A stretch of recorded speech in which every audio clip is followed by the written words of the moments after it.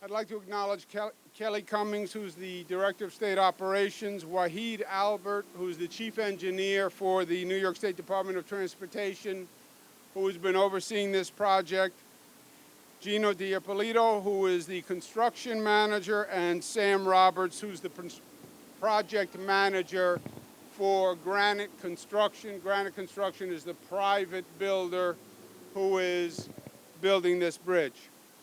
The Kosciuszko Bridge was formerly the Meeker Avenue Bridge. It opened in 1929. It was then named for Thaddeus Kosciuszko in 1940. Thaddeus Kosciuszko was a military general. He was a hero in the Revolutionary War and a hero for all New Yorkers, but a hero for the Polish-American people.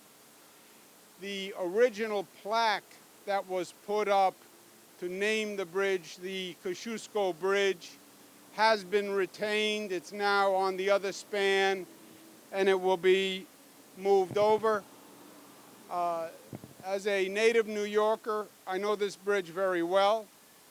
We used to refer to it as the Kosciuszko Bridge. The proper pronunciation is the Kosciuszko Bridge, which reflects the heritage of Thaddeus Kosciuszko. I have a lot of memories about the Kosciuszko Bridge. Most New Yorkers have their own memories about the old bridge. We lived in Queens. My father worked in Brooklyn on Court Street as an attorney for many years growing up. And I remember him timing every trip to miss the traffic at the Kosciuszko Bridge. And I remember him in the morning getting ready to get out of the house fast so he could avoid the traffic at the Kosciuszko Bridge. Evenings he would talk to my mother about when he was going to leave, and it was always about timing around the traffic at the Kosciuszko Bridge, which was horrendous. It was a bottleneck for many, many years. I was a motorcycle rider, and the old Kosciuszko Bridge had a steel grate. And when the bridge got wet, riding over that bridge really gave you a nervous feeling all through your body. So this is a great, great improvement. The old bridge was designed to handle about 10,000 vehicles. The bridge was handling 200,000 vehicles. So the old bridge was way over capacity.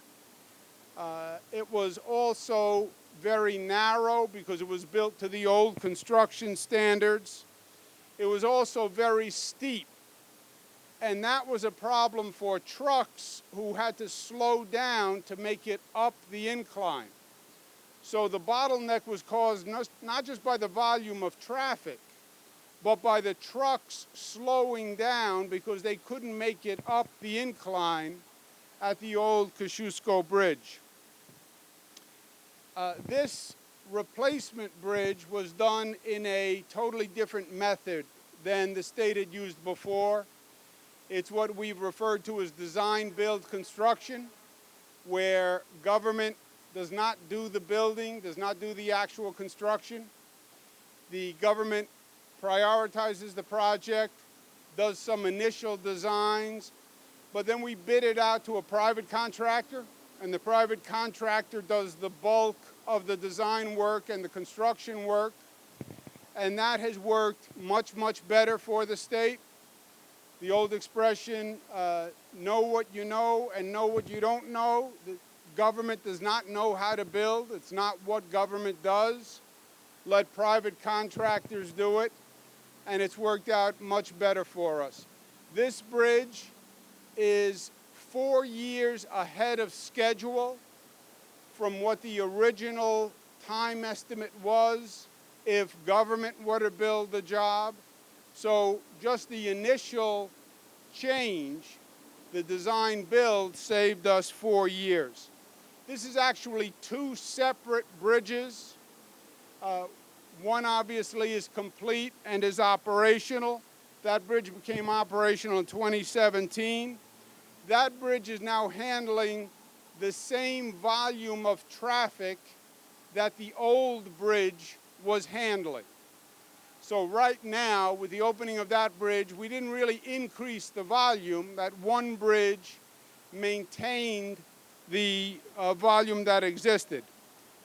When this bridge opens, there will then be 9 lanes of traffic, 5 Queens bound, 4 Brooklyn bound, with a pedestrian bike path of 20 feet on the side of the bridge, which never existed in the old bridge, so people can actually appreciate coming across the bridge.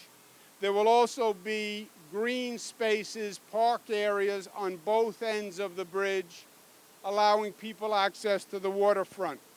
This whole bridge is 35 feet lower than the old bridge. So it's much more of a flat surface, much less of an incline for the trucks that use this roadway with some frequency. The total project cost is $873 million, and the project is now on budget. 11,000 construction workers, men and women, have worked on this bridge, and we want to thank them all for their hard work. This has been accelerated and accelerated and accelerated again. We want to get it open because it's going to make a tremendous difference on the volume of traffic, and they have been doing a fantastic job. This is going to be the first new bridge built in New York since the Verrazano Narrows Bridge in 1964, believe it or not. So it is special in many ways. I think it is a beautiful bridge. Now, beauty is in the eye of the beholder, but I think it has an elegant look. It has a modern look. It's illuminated at night. And I think it enhances the Brooklyn and Queens skyline. You know, for many years we talk about the Manhattan skyline. I'm a Queens boy, and Queens has a skyline, and Brooklyn has a skyline, and this literally connects the two. And I think it really enhances Queens and Brooklyn and that whole skyline view, and does them both an honor. We advanced the schedule. We're saving 4 years. The bridge is currently scheduled to open at the end of this year. We've been working with the contractors, and we're going to move up even that timing to open in this September. September will be timely because it will be right after the summer. Traffic will start to increase again after Labor Day, and we hope to have the remaining work done this September. So the whole project has been accelerated 4 years. We then had it scheduled for the end of this December, and we're then going to advance it even more to complete it in September. The bridge also says to me, it reminds me of New York's can-do spirit, right? When you think about this bridge being the first bridge since the Verrazano in 1964, that means an entire generation has grown up without seeing really new, dramatic, big projects, massive progress for New York. But New Yorkers still can do it.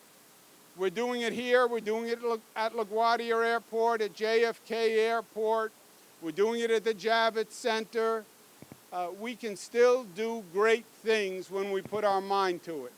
And we can still do it right and do it well, and we can still make it beautiful.